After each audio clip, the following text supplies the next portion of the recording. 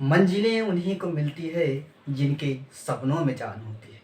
पंख से कुछ नहीं होता, हौसलों से उड़ान होती है। जी हाँ मेरे प्यारे दोस्तों, स्वागत है आपका आपके अपने यूट्यूब चैनल प्राजित क्लासेस में। इस शायरी को चरितार्थ करके दिखाया है हमारे मित्र और आपके सर जितेंद्र सर ने। मैं उम्मीद करता हूँ कि आप सभी खुश होंगे और हमारी तो खुशी का ठिकाना ही मत पूछिए आप। तो मैं अभी आपको मिलवाने वाला हूँ उनसे जिनकी जर्नी, मतलब इस सफलता के पीछे जर्नी जो रही है, उस क्या उनके अंदर क्या मोटिवेशन रहा है और कैसे उस मुकाम को हासिल किए हैं, वो आपके पास उजागर होगा और वो बताएंगे अपने मुखारबिन से। तो मैं आपके पास बुलाना चाह रहा हूँ आपके अपने सर और हमारे प्रिय मित्र जितेंद्र सर को। प्लीज़ वेलकम कम। नमस्कार दोस्तों। तो आज बड़ी खुशी की बात है कि हमारा सिलेक्शन जो CHSL 2020 में मेरा सिलेक्शन पोस्टल असिस्टेंट के पद पर हो गया है। तो सर अच्छा, अब यहाँ पे आप लोगों को थोड़ा बताएंगे कि क्या आपकी जर्नी क्या रही इसके पीछे? क्या इससे पहले आपने और भी कोई एग्ज़ाम निकाला था और सिलेक्शन हो पाया था, नहीं हो पाया था, तो कहाँ आप जाकर रुके हुए थे? उसके बाद आप बताएंगे लोगों को कि क्या मतलब इसमें SSC CSS में लोगों को कितना स्कोर करना पड़ेगा तब जाके सिलेक्शन हो पाता है। जी, तो देखिए, सबसे पहले मेरा ग्रेजुएशन 2014 में हुआ था। मतलब हम लोग जो है सो बहुत मिडिल, मतलब कह सकते हैं कि मिडिल लो क्लास फैमिली से बिलोंग करते हैं, ठीक है। तो हम लोग का सपना था कि कोई ना कोई एक सरकारी नौकरी हो जाए, ठीक है।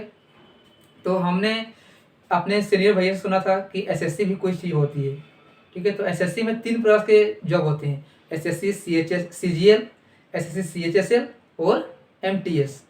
तो हमने काफ़ी सारे एग्ज़ाम्स को, मतलब जैसे कि CGL पिछला 2-3 बार 2017 में मेरा DV भी हो गया था। तो बहुत मतलब बहुत कठिनाई आती है सामने। तो इसके लिए मैं बोलना चाहूँगा कि सपना एक देखोगे, मुश्किलें हज़ार आएगी। सपना एक देखोगे, मुश्किलें हज़ार आएगी, लेकिन वह मंज़र भी बड़ा खूबसूरत होगा जब कामयाबी शोर मचाएगी। तो यही हम सोचे कि एक ने एक सरकारी नौकरी चाहिए, कोई भी, चाहे CGL का हो या CHL का, या मतलब कोई खास टारगेट नहीं था सर मेरा कि मेरा सिलेक्शन SSC में मतलब CGL कहीं पोस्ट पर हो, कोई भी हमको एक चाहिए था। तो इसके लिए मैंने सबसे पहले मतलब मैथ्स मेरा ठीक ठाक था, क्योंकि मेरा बेसिक्स मैथ ऑनर्स से था, तो मैथ्स मेरा ठीक ठाक था। बाकी रह गया रीजनिंग का, क्लास मैंने किया था, रीजनिंग का हो गया, और इंग्लिश GK GS तो खुद से सेल्फ स्टडी किया था। तो सर बस इसमें क्या है कि प्री में 25 ठो मैथ्स रहेगा, 25 इंग्लिश और 25 GK GS और 25 रीजनिंग। तो दैट्स वाई। आप अच्छा बताना चाहेंगे कि यदि लोग अभी जो वैकेंसी आई है SSC CHSL की, उसमें यदि लोग मतलब ये वैकेंसी उस इसमें भी उतना ही है 4500 और आपके समय भी 4500 ही थी, तो क्या यहाँ पे लोग यदि अच्छे मन से यदि तैयारी करते हैं तो उसका सिलेक्शन हो पाएगा? जी बिल्कुल, इसमें कोई दो राय नहीं है। देखिए, हमारे समय भी लगभग टेंटेटिव वैकेंसी जो था 4500 के आसपास थी, और अब जो निकल के आई है तो अभी भी 4500 के आसपास है। लेकिन यहाँ पर एक आपको बड़ी चीज़ देखने को मिलेगी कि सिलेबस में बदलाव, सिलेबस में काफ़ी बदलाव हुआ है। जो हमारे हमारे टाइम में CHSL में जो था 25 क्वेश्चन, मतलब जो टायर 1 का एग्जाम था, वो उसका मार्क्स के बेसिस के आधार पर ही आपको सिलेक्शन मिलता था, ठीक है। तो और यहाँ पर क्या हो रहा है, सिलेबस चेंज हो गया काफ़ी, ठीक है। सिलेबस चेंज हो गया, इसमें क्या है कि 25 जो भी रहेगा, 25 English, reasoning, math, GK GS एक क्वालिफाइंग नेचर का रहेगा। आपको मेंस में पुनः एक बार फिर से मतलब मैथ्स 30 ठो और रीजनिंग 30, मतलब सबका सिलेबस मतलब उसमें 2 पेपर रहेगा।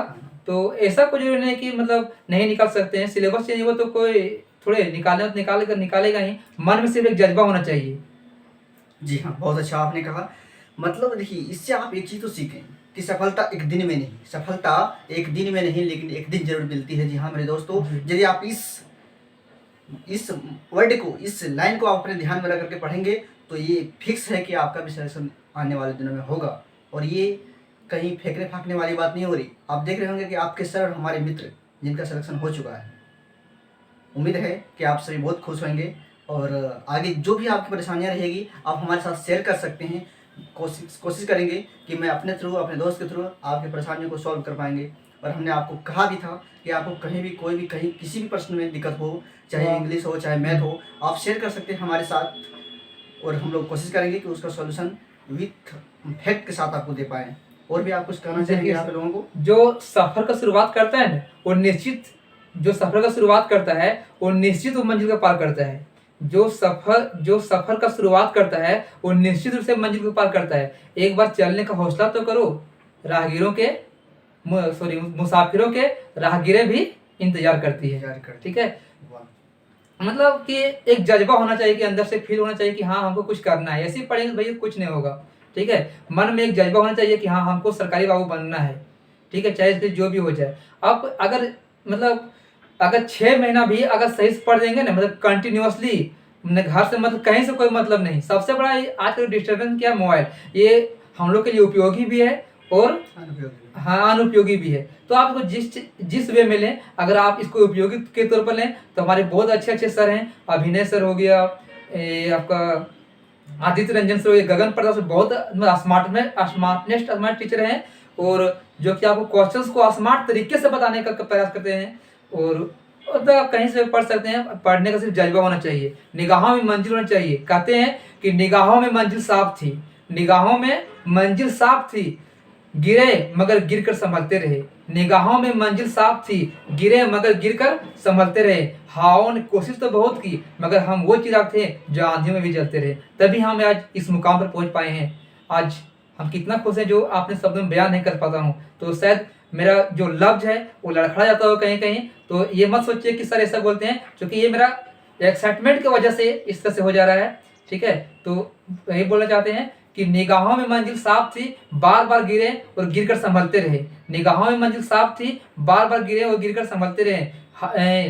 हवाओं ने कोशिश तो बहुत की मगर हम वो चिराग थे जो आंधियों में जलते रहे। वाह, बहुत एक खतरनाक जबरदस्त।